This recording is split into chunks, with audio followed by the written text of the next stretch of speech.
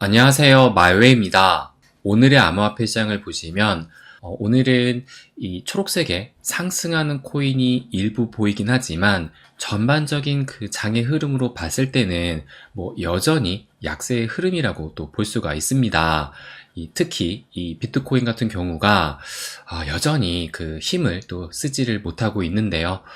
그래서 제가 어제 영상에서 현재는 이 불안과 의심이 가득한 시장이다. 그래서 오늘, 그러니까 어제죠. 어제가 이제 중요한 시점이다. 변곡점이 될 수 있을까라고 해서 영상에서 말씀을 드렸는데, 그런데 결국에는 그 방향이 하방으로 결정이 되었고, 그래서 일봉 차트로 보시게 되면 어제 일봉이 보시는 것처럼 음봉으로 또 마감을 하면서 4일 연속 하락을 또 이어가게 됐습니다.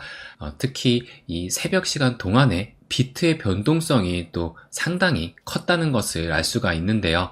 그래서 어제 영상에서 제가 말씀을 드렸을 때 요 51선이 무너지게 된다면 요 저점을 이은 이 상승 추세선의 하단까지 밀릴 수 있다고 제가 말씀을 드리면서 그래서 그 가격대가 대략적으로 59K 선이다 라고 또 말씀을 드렸습니다.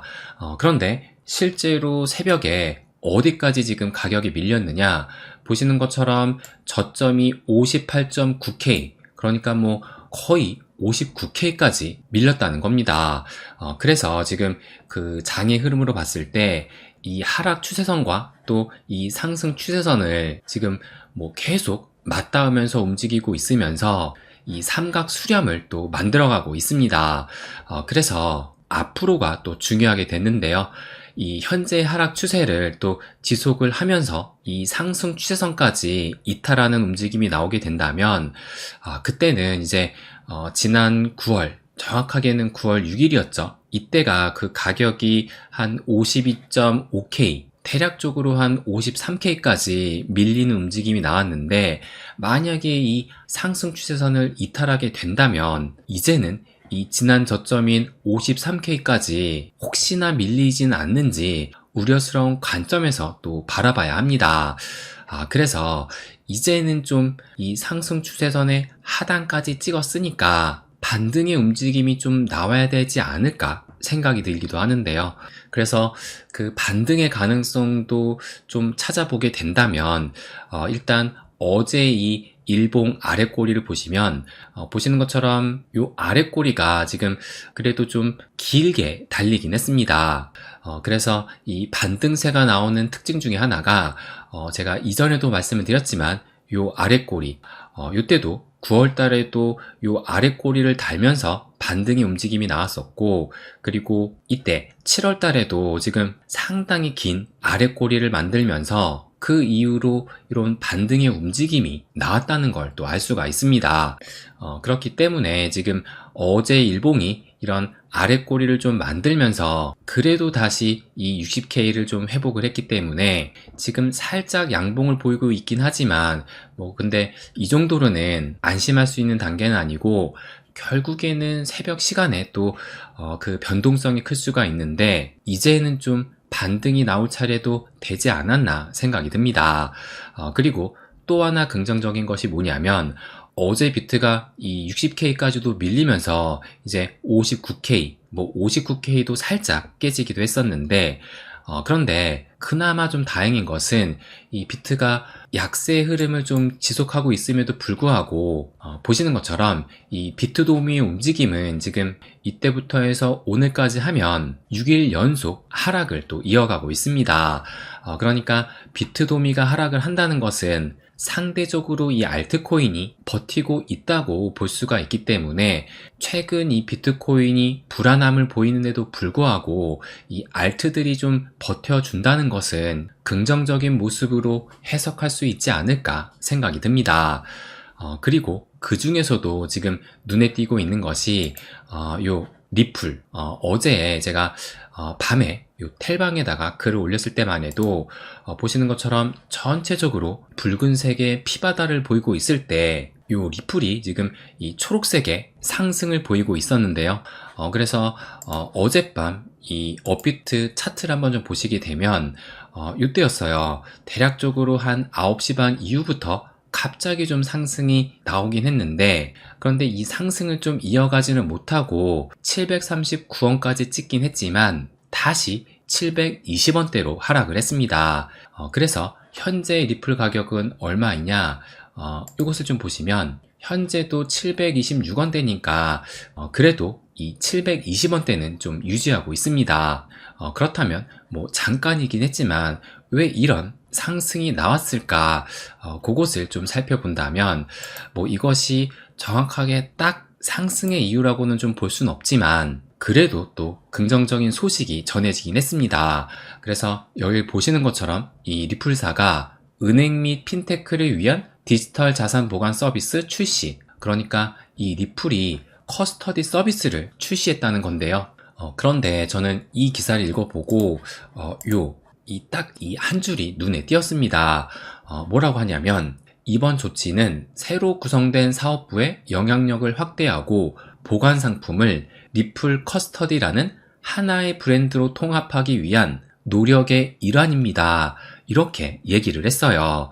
그러니까 이 하나의 브랜드로 통합하기 위한 노력이다 라고 얘기를 하는데, 사실 이 리플이 진작에 이 커스터디 서비스에 대해서 그 관심과 준비를 또 해오긴 했습니다.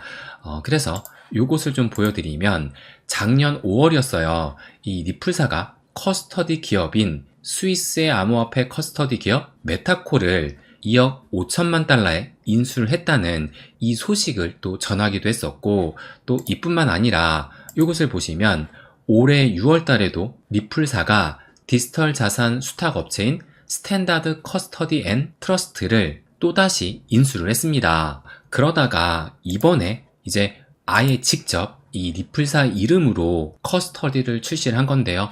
그런데 지금 조금 전에 보셨던 것처럼 하나의 브랜드로 통합하기 위한 노력의 일환이다 라는 것을 봤을 때 이 메타코와 스탠다드 커스터디 앤 트러스트까지 하나의 브랜드로 통합하는 것이 아닌가, 저는 이런 생각이 또 들기도 하더라고요. 일단 이 기사 하나만 보고서는 뭐 그것까지 완벽하게 판단할 순 없지만 그것을 의미할 가능성도 저는 어느 정도 있지 않을까 생각이 들기도 해요. 그래서 지금 뭐 이런 리플사의 움직임을 봤을 때 제가 여기에도 이렇게 말씀을 드렸지만 뭐 당장 이것이 코인 가격에 큰 영향을 미치지 않을지 몰라도 리플이라는 회사와 또 리플 생태계가 커지는 것만으로도 추후 XRP의 사용처는 더욱 확대될 수 있다고 생각을 합니다. 그리고 이런 리플사의 움직임을 봤을 때 알트 코인 중에 이런 규모와 방향성을 지니면서 가져가는 코인이 과연 몇이나 될까, 이런 생각까지 또 들게 되더라고요. 그래서 지금 뭐 유일한 문제점은 이 소송의 족쇄에서 벗어나지 못하고 있는 것인데, 하루빨리 이 소송의 족쇄에서 벗어나는 것이 유일한 탈출구가 아닐까 생각이 듭니다. 그래서 이 소송에 관해서 새벽에 새로운 소식이 또 전해지기도 했는데요. 이 기사를 보시는 것처럼 이 리플사 역시 SEC 항소의 교차 항소를 결정했다고 하면서 암호화폐 탄압에 종지부를 찍겠다, 이런 입장을 또 내놓기도 했습니다. 그래서 이 교차 항소라고 한다면 쉽게 이해하기 위해서 서로 이제 맞고소를 하겠다라고 볼 수 있는 건데요. 이것을 두고 이 리플의 최고 법률 책임자 스튜어트 알데로티가 뭐라고 했느냐? SEC는 이미 주요 쟁점에서 모두 패배를 했다. SEC는 앞선 주장을 반복을 하겠지만 결국은 패소할 것이다, 이렇게 발언을 했습니다. 그래서 지금 한 일주일 됐죠. SEC가 항소를 결정한 이후로 리플사까지 교차 항소를 결정을 한 것인데, 그래서 이것을 두고 또 소송이 뭐 길어지는 거 아니냐 우려의 목소리가 나오곤 있지만 저는 교차 항소를 하는 것이 맞다고 생각을 합니다. 그래야 뭐 추후에 합의를 또 논의를 하더라도 서로 항소를 취하는 조건으로도 합의를 할 수 있는 것이기 때문에 이 방어만 하기보다는 공격과 방어를 함께 하는 것이 합리적인 선택이라고 생각을 해요. 그런데 이제 중요한 것은 SEC가 무엇으로 항소를 할지는 아직은 구체적으로 나온 것은 아니잖아요.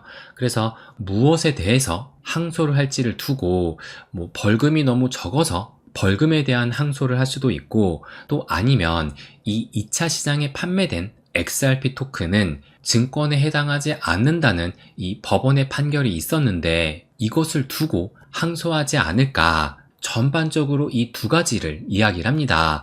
그런데 저는 전자보다는 이 후자인 이 2차 시장에 판매된 XRP 토큰은 증권이 아니다라는 이것에 대해서 집중적으로 항소를 하지 않을까 생각이 들어요. 왜냐면 지금 이 SEC가 수많은 암호화폐 중에 증권으로 보지 않는 게 딱 두 가지가 있는데요. 그것이 바로 비트코인과 이더리움입니다. 그것을 어디에서 알 수가 있느냐? 이 기사를 보시면 이것도 새벽에 나온 기사거든요. 미 SEC가 암호화폐 마켓 메이커인 컴벌랜드를 기소를 했다는 이런 소식이 또 전해졌습니다. 그럼 왜 기소를 했느냐? 여기 보시는 것처럼 미등록 증권 딜러 혐의로 기소. 이 말은 무엇이냐? SEC한테 등록도 안 하고 불법으로 증권 딜러 역할을 했다는 겁니다. 그래서 여기 보시면 아울러 SEC는 바이낸스와 코인베이스를 기소했을 당시와 같이 이번에도 기소장에 폴리곤, 솔라나, 아톰, 알고랜드, 파일코인을 증권으로 주장을 했다고 이야기를 해요. 그래서 여기에 대해서 이 컴벌랜드는 뭐라고 했느냐? 자신들은 지금 지난 5년 동안 이 문제에 대해서 SEC와 논의를 해왔고 그간 수십 개의 서면 진술, 수천 페이지 분량의 자료를 제공을 했는데 그럼에도 기소를 했다는 거예요. 그러면 SEC 입장이 뭐길래 이 같은 결정을 내렸느냐? 여기 보시면 SEC는 비트코인 및 이더리움 외에는 브로커 딜러 라이센스가 적용되지 않는다, 이렇게 주장하고 있다는 겁니다. 그러니까 이 얘기는 비트하고 이더를 빼고는 전부 다 증권이다, 이 말을 하고 있는 거예요. 그러니까 이 리플도 작년에 약식 판결로 증권이 아니라는 법원의 판결이 있긴 했지만 여전히 SEC는 증권으로 보고 있다는 얘기고, 그렇다면 이번 항소도 2차 시장에서 판매된 XRP가 증권이 아니라는 이것에 대해 항소할 가능성이 크지 않을까 생각이 들었습니다. 그리고 또 하나, 이 리플에 대한 SEC의 입장이 어떠한지 다시 한번 또 확인할 수 있는 이 기사가 오늘 아침에 나오게 됐는데요. 그래서 이것도 보시면 미국의 SEC가 비트노미얼, 이 비트노미얼이 지금 암호화폐 파생상품 거래소인데 이 거래소가 XRP 선물 출시를 계획을 했는데 이것이 증권법 위반이라는 이런 소식이 또 전해지기도 했습니다. 그러면서 이 SEC가 뭐라고 했느냐? 이 SEC는 해당 상품을 출시하기 전에 이 비트노미얼 거래소는 증권 거래소 등록이 필요하다, 이것을 주장했다라고 해요. 그렇다면 등록 신청을 하면 등록을 해주느냐? 당연히 안 해줍니다. 왜냐면 리플도 증권으로 보고 있기 때문에 비트하고 이더 외에는 모든 건 증권이다, 이것을 아직도 고수하고 있다는 거예요. 그러니까 이 SEC는 조금도 변하지 않았습니다. 그래서 현재 대선 중이기 때문에 이 민주당의 표심을 의식을 해서라도 SEC가 조금은 달라지지 않았을까, 우리는 그것을 또 기대하기도 했었는데 지금 여전히 선거 기간인데도 불구하고 이 SEC의 행태를 봤을 땐 전혀 달라진 것은 없다고 볼 수가 있는 겁니다.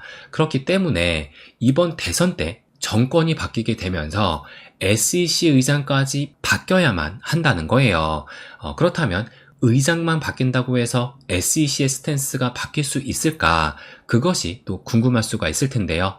그러면 이것을 또 좀 보여드리면 이것도 마찬가지로 오늘 새벽에 나왔던 기사입니다. 그래서 미국의 SEC 위원, 제가 며칠 전에 요 SEC 사이트에서 SEC 위원들을 좀 보여드리면서 의장이 게리 갠슬로고 이 밑에 위원이 총 4명이 있다고 말씀을 드렸어요. 그래서 요 헤스터 피어스가 암호화폐에 매우 친화적인 크립토맘이라고도 말씀을 드렸는데요.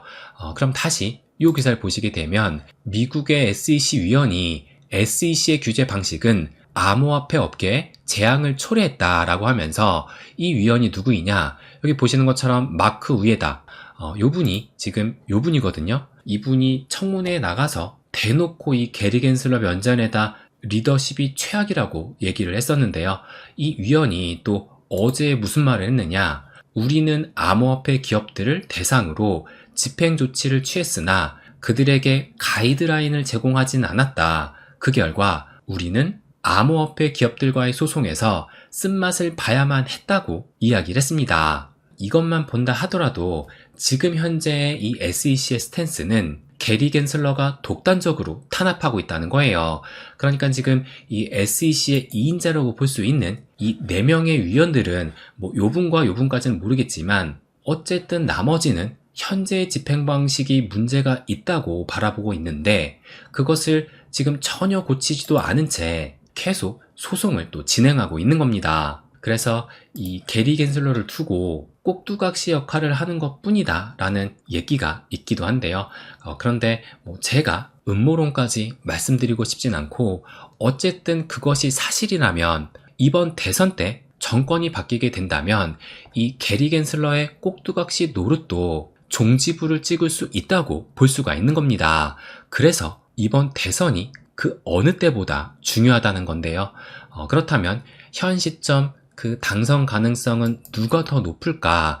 이것을 보시게 되면 트럼프가 55%, 해리스가 44%니까 지금 시간이 갈수록 점점 그 격차가 벌어지고 있습니다.